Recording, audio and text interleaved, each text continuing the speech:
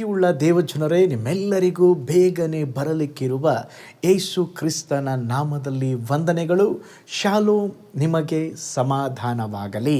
ಈ ದಿನ ದೇವರ ವಾಕ್ಯದ ಧ್ಯಾನಕ್ಕಾಗಿರುವಂಥ ವಿಷಯ, ಕಷ್ಟದಲ್ಲಿಯೂ ಸಂತೋಷಿಸಿರಿ.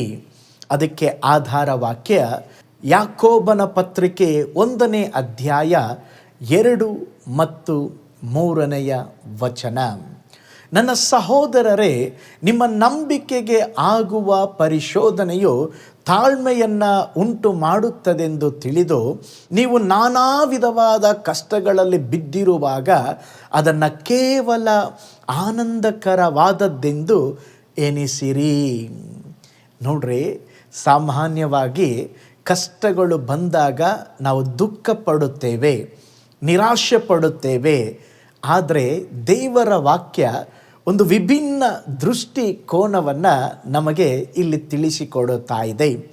ಕಷ್ಟಗಳು ನಮ್ಮನ್ನು ನಾಶ ಮಾಡಲು ಬರುವುದಿಲ್ಲ, ನಮ್ಮ ನಂಬಿಕೆಯನ್ನು ಬಲಪಡಿಸಲು ಬರುತ್ತದೆ. ಈ ಬಂಗಾರ ಅಥವಾ ಚಿನ್ನವನ್ನು ಬೆಂಕಿಯಲ್ಲಿ ಶುದ್ಧಪಡಿಸುವಂತೆ ದೇವರು ಕೆಲವೊಮ್ಮೆ ಕಷ್ಟಗಳ ಮೂಲಕ ನಮ್ಮ ನಂಬಿಕೆಯನ್ನು ಅವರು ಪರೀಕ್ಷಿಸುತ್ತಾರೆ. ಆ ಪರೀಕ್ಷೆಗಳು ನಮ್ಮ ಜೀವನದಲ್ಲಿ ತಾಳ್ಮೆಯನ್ನು, ದೇವರ ಮೇಲೆ ಅವಲಂಬನೆಯನ್ನು ಇನ್ನೂ ಹೆಚ್ಚಿಸುವಂತೆ ಮಾಡುತ್ತದೆ. ನೋಡ್ರಿ, ಕಷ್ಟವು ಅದು ಶಾಶ್ವತವಲ್ಲ, ಆದರೆ ದೇವರು ಅದರ ಮೂಲಕ ಕರ್ಕೊಂಡು ಹೋಗಿ ನಮ್ಮ ಜೀವಿತದಲ್ಲಿ ಅದರ ನಂತರವಾಗಿ ಏನೋ ಒಂದು ಆಶೀರ್ವಾದವನ್ನು ನಮಗೆ ಇಟ್ಟಿರುತ್ತಾರೆ. ನಮ್ಮ ಜೀವನದಲ್ಲಿ ಕೆಲವೊಮ್ಮೆ ದುಃಖದ, ಕಷ್ಟದ, ಸಮಸ್ಯೆಯ ಸುದ್ದಿಗಳನ್ನು ಕೇಳುತ್ತೇವೆ. ಆ ಸಮಯದಲ್ಲಿ ನಮ್ಮ ಹೃದಯ ಹೇಳುತ್ತದೆ, ಅಥವಾ ನಾವು ದೇವರಿಗೆ ಪ್ರಶ್ನೆ ಮಾಡ್ತೇವೆ, ಯಾಕೆ ದೇವರೇ ಹೀಗೆ ನನ್ನ ಜೀವನದಲ್ಲಿ, ಯಾಕೆ ನನಗೆ ಈ ಕಷ್ಟಗಳು, ಯಾಕೆ ನನಗೆ ಹೋರಾಟಗಳು? ಆದರೆ ಅನೇಕ ಬಾರಿ ದೇವರು ನಮ್ಮ ದುಃಖವನ್ನೇ ಆಶೀರ್ವಾದವಾಗಿ ಬದಲಾಯಿಸುತ್ತಾರೆ. ಒಂದು ನಡೆದ ಅದ್ಭುತ ಸಂಭವವನ್ನು ತಮ್ಮೊಟ್ಟಿಗೆ ಹಂಚಿಕೊಳ್ಳುತ್ತೇನೆ. ಒಮ್ಮೆ ಸಾಮುವೇಲ್ ಮೋರ್ಸ್ ಎಂಬಂಥ ವ್ಯಕ್ತಿ ಬಹಳ ಒಂದು ದುಃಖದ ಸುದ್ದಿಯನ್ನು ಅವರು ಕೇಳಿದರು. ಏನಂತ ಹೇಳಿದ್ರೆ, ನಿಮ್ಮ ಹೆಂಡತಿ ಬಹಳ ಸೀರಿಯಸ್ ಆಗಿದ್ದಾರೆ, ಅಸ್ವಸ್ಥಳಾಗಿದ್ದಾಳೆ. ಅದನ್ನು ತಿಳಿದ ತಕ್ಷಣ ಅವರೊಂದು ಬೇರೆ ಊರಿಂದ ಮನೆಗೆ ಬರುವುದಕ್ಕೆ ಪ್ರಯತ್ನಿಸಿದರು. ಅವರು ಬರುತ್ತಿರುವ ಸಮಯದಲ್ಲಿ ಮತ್ತೊಂದು ಸುದ್ದಿ ಬಂತು, ನಿಮ್ಮ ಹೆಂಡತಿ ತೀರಿ ಹೋದಳು. ತಿರುಗಿ ಮತ್ತೆ ಮನೆಗೆ ತಲುಪುವಷ್ಟರಲ್ಲಿ ಆ ಹೆಂಡತಿಯನ್ನು ಅವರು ಸಮಾಧಿ ಮಾಡಿಬಿಟ್ಟಿದ್ದರು. ಹೆಂಡತಿಯ ಮುಖವನ್ನು ನೋಡಲಿಕ್ಕೆ ಆಗಲಿಲ್ಲ. ಆ ನೋವು, ಆ ಕಷ್ಟ ಅವರ ಹೃದಯವನ್ನು ಮುರಿದು ಹಾಕಿತು. ಆ ದುಃಖವೇ ಅವರೊಳಗೆ ಒಂದು ಹೊಸ ಆಲೋಚನೆಯನ್ನು ಹುಟ್ಟಿಸಿತು. ಇನ್ನೊಬ್ಬರು ಈ ರೀತಿಯ ವಿಳಂಬವಾದ ಸುದ್ದಿಯಿಂದ ನಾನು ಅನುಭವಿಸಿದ ನೋವನ್ನು ಅನುಭವಿಸಬಾರದೆಂಬುದಾಗಿ ನಂತರ ಅವರು ಶ್ರಮಪಟ್ಟು ವೇಗದ ಒಂದು ಸಂಪರ್ಕ ಸಾಧಿಸುವ ಒಂದು ಕಾರ್ಯವನ್ನು ಕಂಡು ಹಿಡಿದರು. ಅದುವೇ ಟೆಲಿಗ್ರಾಫ್. ನೋಡ್ರಿ, ಅವರ ಕಷ್ಟ, ಅವರ ದುಃಖ ಅದು ಪ್ರಪಂಚಕ್ಕೆ ಒಂದು ಆಶೀರ್ವಾದವಾಗಿ ಮಾರ್ಪಟ್ಟಿತು. ಒಂದು ದುಃಖದ ಘಟನೆಯ ನಿಮಿತ್ತ ಲೋಕಕ್ಕೆ ಒಂದು ಹೊಸ ಆವಿಷ್ಕಾರವನ್ನೇ ಅವರು ಕಂಡು ಹಿಡಿದು ಕೊಟ್ಟರು. ಪ್ರೀತಿಯುಳ್ಳ ದೇವಜನರೇ, ನಮ್ಮ ಜೀವಿತದಲ್ಲಿ ಸಹ ಕಷ್ಟಗಳು, ನೋವುಗಳು ಅದು ದೇವರ ಪಾಠದ ಶಾಲೆಯಾಗಿರುತ್ತದೆ.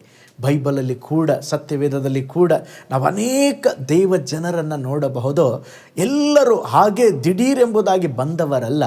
ಯಾರೆಲ್ಲ ಕಷ್ಟಗಳ ಮೂಲಕ ಬಂದಿದ್ದಾರೋ ಅವರ ಜೀವಿತವನ್ನು ದೇವರು ಉನ್ನತಕ್ಕೇರಿಸಿದರು. ಯೋಸೇಫನ ಜೀವಿತವನ್ನು ನೋಡ್ರಿ, ಅವನನ್ನು ಸೆರೆಮನೆಗೆ ಹೋದನು.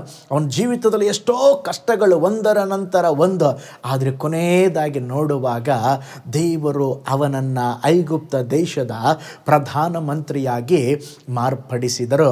ದಾವೀದನನ್ನು ನೋಡ್ರಿ, ಅವನ ಅರಣ್ಯದಲ್ಲಿ ಒಬ್ಬಂಟಿಗನಾಗಿದ್ದ, ಏಕಾಂಗಿಯಾಗಿದ್ದ, ಆಟ ಕುಂಟು ಲೆಕ್ಕಕ್ಕಿಲ್ಲ ಎಂಬುದಾಗಿ ಇದ್ದ.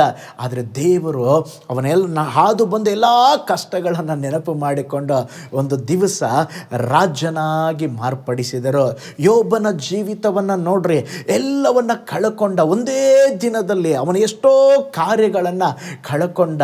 ಆದರೆ ದೇವರು ಅವನ ಜೀವಿತದಲ್ಲಿ ಕಳಕೊಂಡದ್ದಕ್ಕೆ ಬದಲಾಗಿ 2ರಷ್ಟು ಆಶೀರ್ವಾದವನ್ನು ಕೊಟ್ಟರು. ಪ್ರೀತಿಯುಳ್ಳ ದೇವ ಜನರೇ, ನೀವು ಕಷ್ಟದ ಮಧ್ಯದಲ್ಲಿ ಹೋಗುತ್ತಿದ್ದೀರಾ, ಕಣ್ಣೀರಿನ ಮಧ್ಯದಲ್ಲಿ ಹೋಗುತ್ತಿದ್ದೀರಾ. ದೇವರಿಗೆ ನಿಮ್ಮ ನೋವು ಗೊತ್ತಿದೆ, ನಿಮ್ಮ ಕಣ್ಣೀರು ಗೊತ್ತಿದೆ, ನಿಮ್ಮ ಕಷ್ಟಗಳು ಗೊತ್ತಿದೆ. ನಿಮ್ಮ ಕಷ್ಟಗಳೇ ದೇವರು ಒಂದು ದೊಡ್ಡ ಸಾಕ್ಷಿಯಾಗಿ ಮಾರ್ಪಡಿಸಲಿಕ್ಕಿದ್ದಾರೆ. ಅದಕ್ಕೆ ದೇವರ ವಚನದಲ್ಲಿ ನೋಡ್ತೇವೆ, ನಿಮ್ಮ ದುಃಖ ಹೋಗಿ ಸಂತೋಷ ಬರುತ್ತದೆ. ಕಷ್ಟಗಳು ನಿಮ್ಮನ್ನು ನಾಶ ಮಾಡುವುದಕ್ಕಾಗಿ ಅಲ್ಲ, ಆ ಕಷ್ಟಗಳು ನಿಮ್ಮ ಜೀವಿತದಲ್ಲಿ ಸ್ತೋತ್ರ ಒಂದು ಸಂತೋಷವನ್ನು ತರುವ ಕಾರ್ಯವಾಗಿ ಕರ್ತನು ಮಾಡಲಿಕ್ಕಿದ್ದಾರೆ. ನಮ್ಮ ಜೀವನ ದೇವರ ಕೈಯಲ್ಲಿದೆ. ನಿರಾಶರಾಗಬೇಡ್ರಿ, ನಂಬಿಕೆಯನ್ನು ಕಳೆದುಕೊಳ್ಳಬೇಡ್ರಿ, ದೇವರನ್ನು ಗಟ್ಟಿಯಾಗಿ ಹಿಡ್ಕೊಳ್ರಿ. ಕಷ್ಟಗಳು ತಾತ್ಕಾಲಿಕ. ಸ್ತೋತ್ರ, ದೇವರು ನಿಮ್ಮ ಜೀವಿತವನ್ನು ಸುಂದರವಾಗಿ ರೂಪಿಸುತ್ತಿದ್ದಾರೆ. ನೀವು ಯಾವುದೇ ಒಂದು ಕಷ್ಟದ ಪರೀಕ್ಷೆಯಲ್ಲಿ ಹಾದು ಹೋಗುತ್ತಿದ್ದರೂ ನೀವು ತಿಳಿದುಕೊಳ್ಳ್ರಿ, ಕರ್ತನು ಅದರ ಮೂಲಕ ನನಗೇನೋ ಕಲಿಸಿಕೊಡಲಿಕ್ಕಿದ್ದಾರೆ.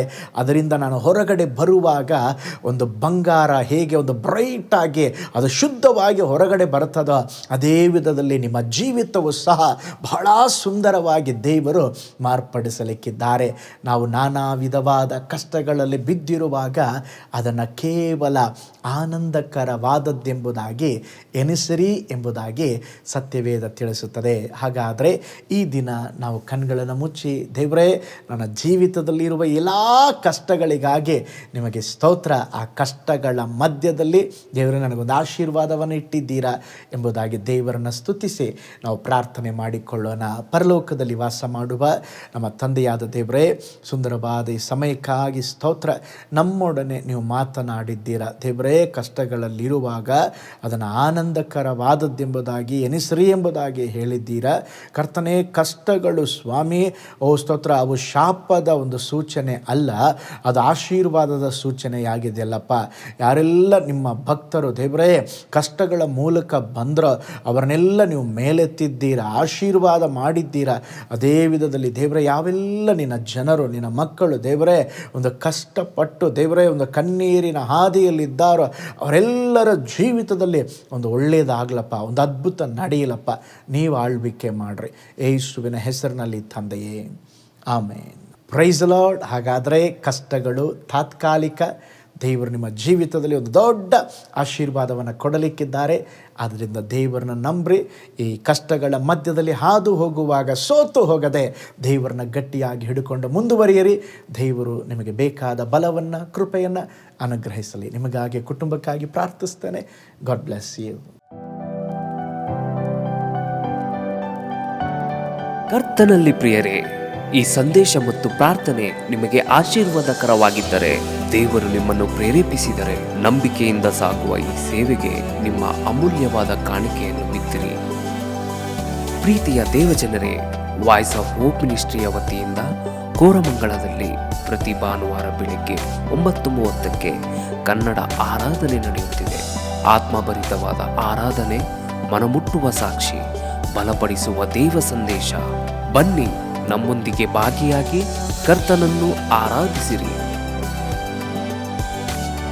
ನೂತನ ತಿಂಗಳ ಆಶೀರ್ವಾದ ಕೂಟ ಪ್ರತಿ ತಿಂಗಳು ಮೊದಲ ದಿನ ಸಂಜೆ 7 ಗಂಟೆಗೆ.